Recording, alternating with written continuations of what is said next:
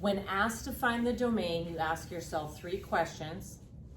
Is there an x under an even root? Is there an x in the denominator? Or are you taking the logarithm of x? If the answer to all 3 of those questions are no, then the domain, as long as there's no trig functions, is going to be all real numbers, meaning every single number off the number line you can substitute into the equation and not get an error. In this particular problem, 2 of the issues happen. I asked myself, is there an x underneath the root, even root? And yes, there is. I asked myself, is there an x in the denominator? Yes, there is. So there's 2 separate things that I need to do. When you see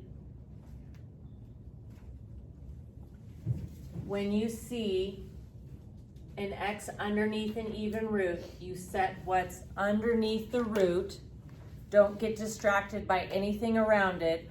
Only what's under the root, which is known as the radicand.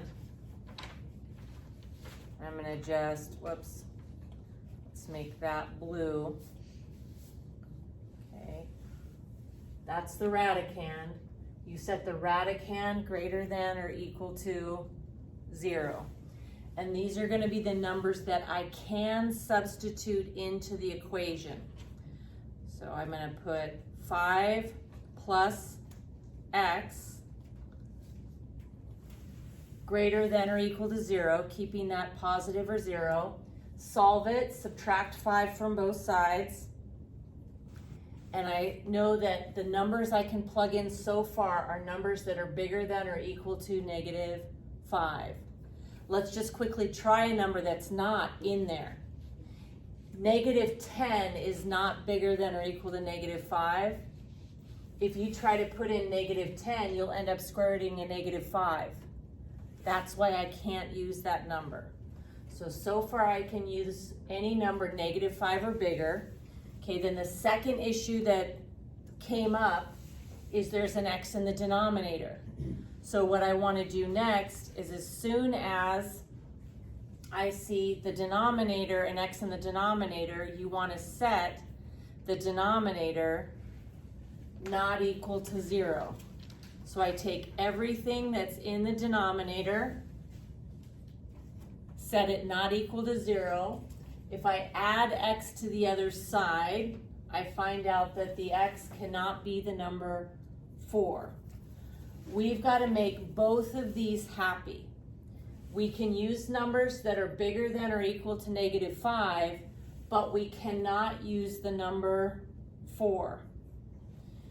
Optional is to make yourself a graph just to help you figure out the interval notation. So in this particular one here, if I'm going to use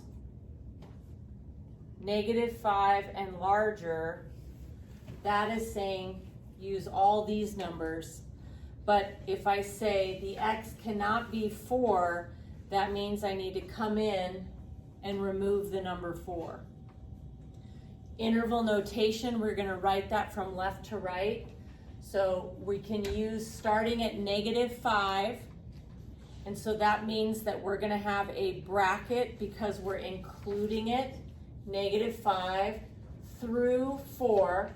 But when I get to the number 4, I have to leave it out. So that's a parenthesis, union. And then the next piece that I can use is immediately after the number 4, I can use that number through infinity. So parenthesis, 4 through infinity. Okay, here's one more that I'm going to do. I'll try to go a little quicker.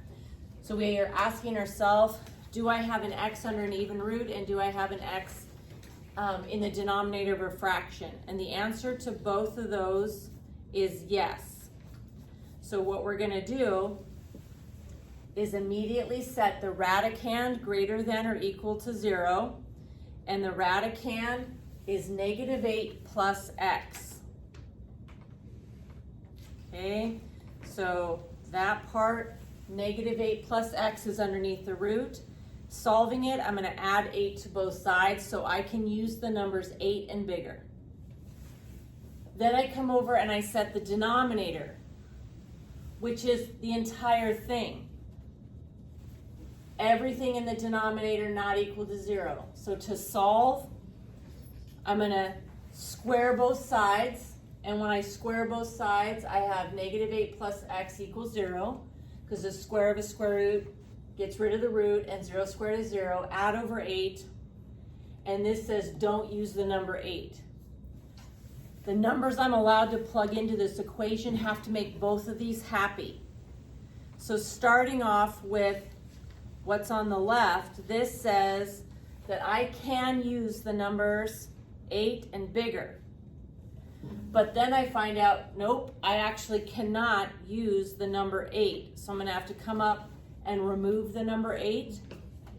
So after putting both of these together, the numbers that make both of these happy is not the number 8, but everything after it through infinity. With interval notation, the parenthesis is leaving out the 8, going forever to the right, so through infinity, parenthesis.